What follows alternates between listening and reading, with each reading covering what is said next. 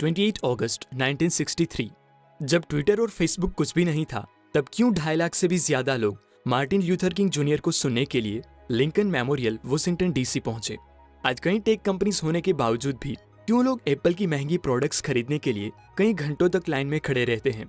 इतने सारे political leaders होने के बाद भी क्यों हम Mahatma Gandhi, Abraham Lincoln, Nelson Mandela और मार्टिन ल्यूथर किंग जूनियर को ही ज्यादा याद करते हैं। क्यों राइट ब्रदर्स ही सबसे पहले एरोप्लेन बना पाए, जबकि दूसरे और भी कई लोग फ्लाइंग मशीन बनाने में लगे हुए थे। मतलब कैसे कुछ लोग ऐसा काम कर जाते हैं जिसे पूरी दुनिया सालों तक याद रखती है। ये सारे सवालों के जवाब छुपे हैं एक बहुत ही कमाल की बुक स्टार्ट विथ वाई के अंदर। और आज मैं इसी बुक में से मैंने सीखी सभी इंटरेस्टिंग बातों को आपके साथ डीपली शेयर करूंगा। आज स्कूल और कॉलेजेस में टीचर्स एंड प्रोफेसर्स स्टूडेंट को हजारों बार कहते हैं कि रीडिंग की हैबिट बिल्ड करो, लेकिन फिर भी आप में से ज्यादातर लोगों को बुक्स पढ़ने में कोई भी दिलचस्पी नहीं होती होगी। पर जब वही काम आपको कोई बिजनेसमैन या इन्फ्लुएंसर सजेस्ट करे तो उस काम को आप बहुत ही क्यूरियसली स्टार्ट कर देते हो। तो क्या कभी आपने नोटिस किया कि वो काम तो सेम ही था, लेकिन क्यों आपके टीचर्स सालों तक आपको कन्विंस करने के बाद भी आपको रीडिंग के लिए इंस्पायर नहीं कर पाए, और किसी मेंटर ने सिर्फ एक ही दिन में आपको बुक्स के लिए इंस्पायर कर दिया? तो उसका रीजन है द गोल्डन सर्कल। आपके टीचर ने हर वक्त आपको यही बताया होगा कि क्या करना है, मतलब ये बुक रीड करो, वो रीड करो, एटसेट्रा। कभी कभार आपको ये भी बताया होगा कि कैसे रीडिंग करना है, लेकिन उन्होंने कभी आपको ये नहीं बताया होगा कि रीडिंग करना क्यों है। यानी कि आपके टीचर वर्ड से शुरुआत करके आउटसाइड से इनसाइड कम्युनिकेट करते थे, जबकि वो मेंटर वाई से स्टार्ट करके इनसाइड से आउटसाइड कम्युनिकेट करते हैं।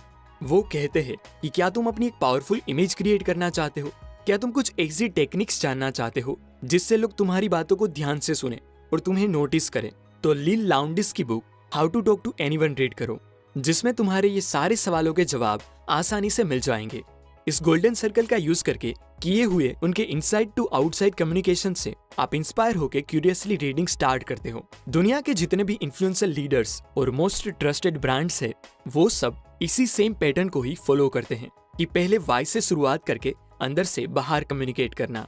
जब 1903 में राइट ब्रदर्स दुनिया की पहली उड़ने वाली मशीन बना रहे थे, उसी टाइम सैमुअल लैंगली, जिसका नाम भी आप में से बहुत कम लोगों ने सुना होगा, वो भी कुछ ऐसी ही मशीन बनाने की कोशिश कर रहे थे, जिसके पास उस टाइम पे वो सब कुछ था जो किसी भी इन्वेंशन के लिए जरूरी होता है, जैसे एजुकेशन, एक्सपीरियंस, अच्छी टीम, गवर्नमेंट का सपोर्ट और बहुत कुछ। और दूसरी तरफ राइट ब्रदर्स के पास इनमें से कुछ भी नहीं था, फिर भी वो दुनिया का पहला प्लेन बनाने में सफल रहे, क्योंकि उनके पास एक ऐसी चीज थी जो सैमुअल और उनकी टीम के पास नहीं थी। वो था एक स्ट्रॉन्ग वाई। राइट ब्रदर्स का वाई बहुत ही क्लियर था कि वो एक ऐसी मशीन बनाना चाहते थे जो हवा में उड़ सके। दूसरी तरफ सैमुअल का उद्देश्य सिर्फ फेमस होना और पैसे कमाना था, जिस वजह से उनके पास इतने रिसोर्सेस होते हुए भी वो प्लेन को पहले नहीं बना पाए। और उनके उस उद्देश्य का पता इस बात से चलता है कि जैसे ही राइट ब्रदर्स ने अपना प्लेन बनाया, सैमुअल ने अपना प्रोजेक्ट उसी टाइम क्विट कर दिया, क्योंकि अब वो पहले व्यक्ति नहीं रहे जिनका पूरी दुनिया में नाम होता। लेकिन सोचिए, अगर सैमुअल का उद्देश्य सच में एक प्लेन बनाना होता तो क्या वो क्विट करते? शायद नहीं। वो राइट ब्रदर्स के साथ मिलकर उस टेक्नोलॉजी को और ज्यादा इंप्रूव करते। राइट ब्रदर्स ये दिल से बिलीव करते थे कि अगर वो प्लेन बना लेंगे तो ये चीज इंसानों के लिए बहुत फायदेमंद साबित होगी, जो ट्रांसपोर्टेशन को पूरी तरह से बदल के रख देगी। और इसी स्ट्रॉन्ग वाई की वजह से ही ये दो भाई कई मुश्किलों का सामना करके भी दुनिया का पहला प्लेन बना पाए। कई लोगों को लगता होगा कि स्टारबक्स उनके वोट यानी कि कॉफी की वजह से पॉपुलर है।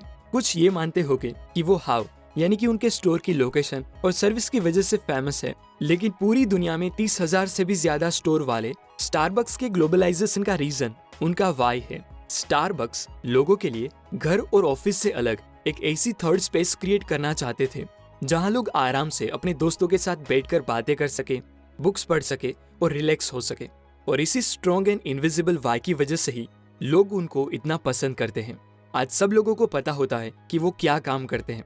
कुछ लोगों को यह भी पता होता है कि वो कैसे काम करते हैं, लेकिन बहुत ही कम लोगों को पता होगा कि वो जो काम करते हैं वो क्यों करते हैं। कुछ ऐसा ही किसी भी ऑर्गेनाइजेशन में होता है, जिसमें सबसे ज्यादा लोग जो स्टाफ होता है उसे सिर्फ इतना ही पता होता है कि अब क्या करना है, कौन सा टास्क पूरा करना है, एटसेट्रा। फिर थोड़े से लोग होते हैं जिसे मैनेजर्स कहते हैं, जिससे पता होता है कि इस काम को कैसे करना है। पर जो सबसे ऊपर 1 या 2 लोग होते हैं जिसे फाउंडर्स या सीईओ कहते हैं, उनको पता होता है कि ये काम क्यों करना है। इसीलिए बहुत कम नंबर होने के बावजूद भी उनकी वैल्यू किसी भी ऑर्गेनाइजेशन में सबसे ज्यादा होती है। अगर स्टाफ चेंज हो तो ऑर्गेनाइजेशन को कोई खास फर्क नहीं पड़ता। अगर मैनेजर्स चेंज हो तो उनको थोड़ा सा फर्क पड़ेगा, लेकिन अगर सीईओ चेंज होते हैं तो ऑर्गेनाइजेशन की पूरी नेचर बदल जाती है। क्या कभी आपने सोचा है कि कैसे नाइकी बिना अपनी प्रोडक्ट दिखाए भी ऐसे एडवर्टाइज करती है जो उनको मिलियंस ऑफ डॉलर अर्न करके देती है। नाइकी दुनिया की वो कंपनीज में से एक है जिसकी world class selling technique Steve jobs को भी काफी पसंद थी।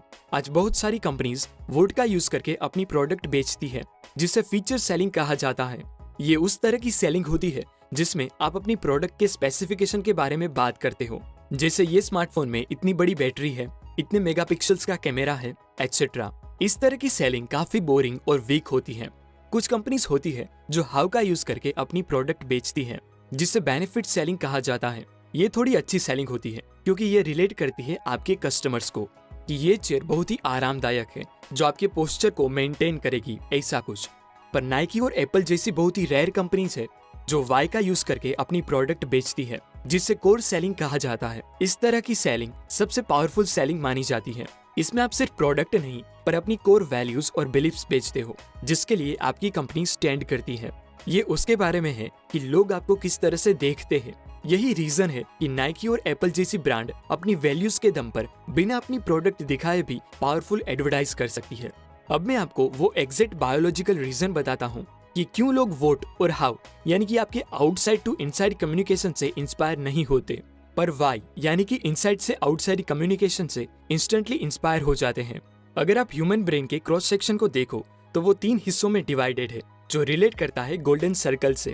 आपका सबसे बाहर का ब्रेन नियोकॉर्टेक्स रिलेट करता है वोट लेवल को, जो रिस्पॉन्सिबल है कैलकुलेशन और भाषा को समझने के लिए। और दिमाग के अंदर के 2 हिस्से मिलकर बनाते हैं आपका लिम्बिक ब्रेन, जिसे भाषा समझ में नहीं आती क्योंकि ब्रेन का वो हिस्सा आपकी गट फीलिंग्स और डिसीजन को कंट्रोल करता है। इसीलिए जब भी कोई बाहर से अंदर कम्युनिकेट करता है तब आपको फैक्ट्स एंड फिगर्स तो समझ में आ जाते हैं, लेकिन वो आपको डिसीजन लेने के लिए इंस्पायर नहीं कर पाते।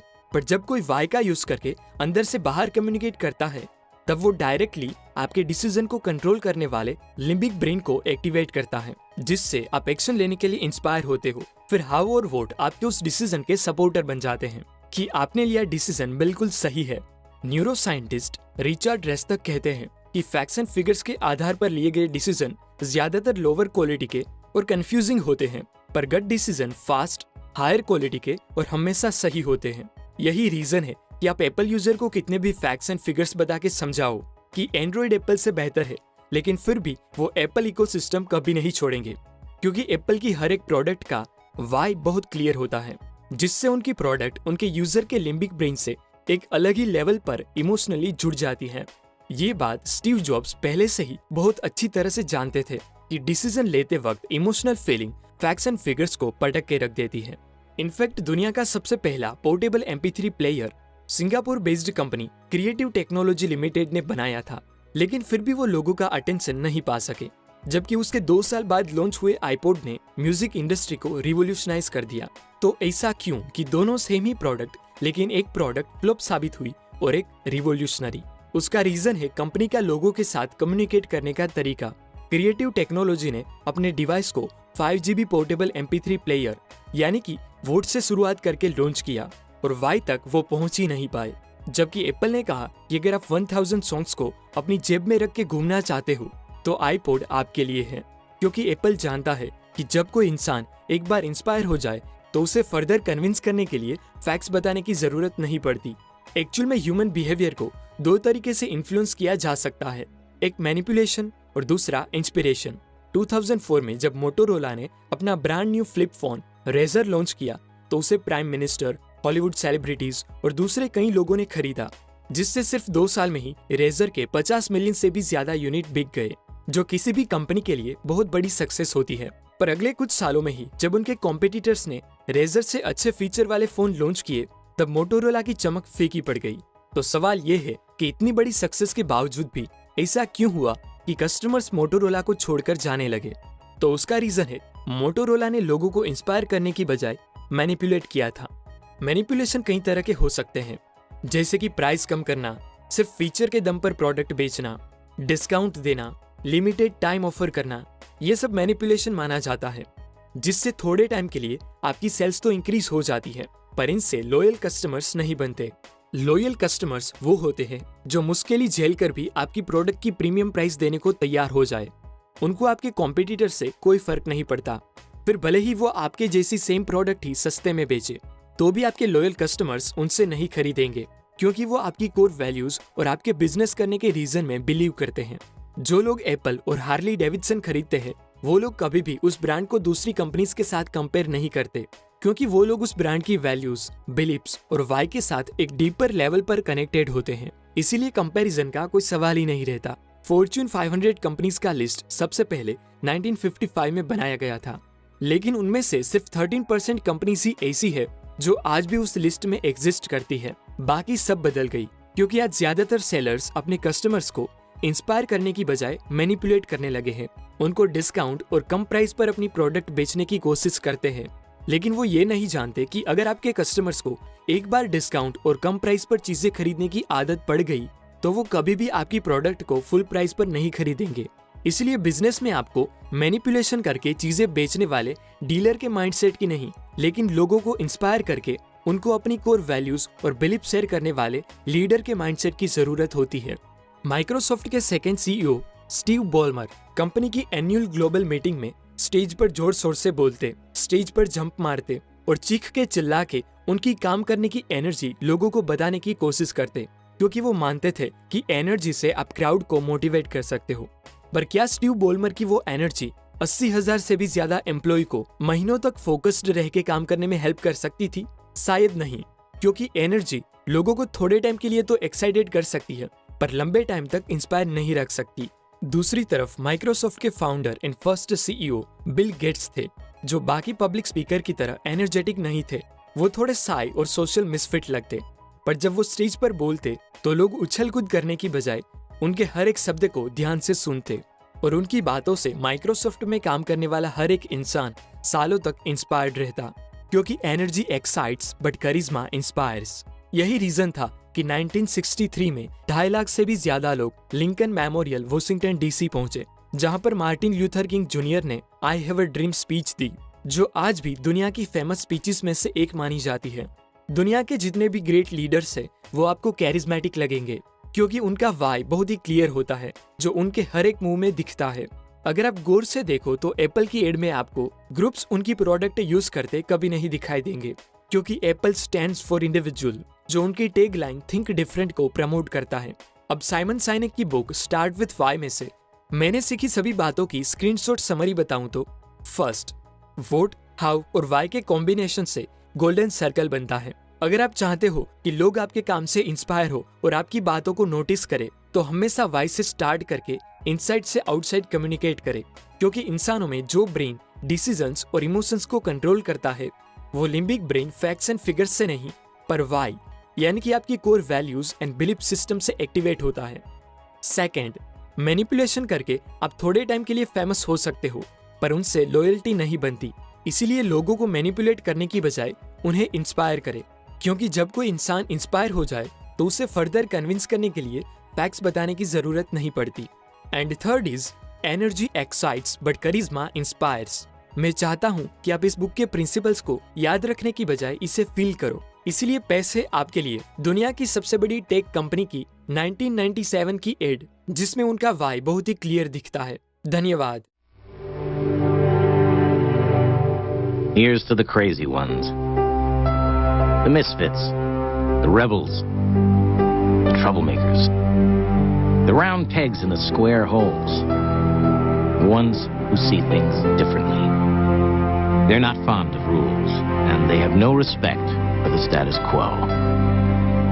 You can quote them, disagree with them, glorify or vilify them, but the only thing you can't do is ignore them. Because they change things. They push the human race forward. And while some may see them as the crazy ones, we see genius. Because the people who are crazy enough to think they can change the world are the ones who do.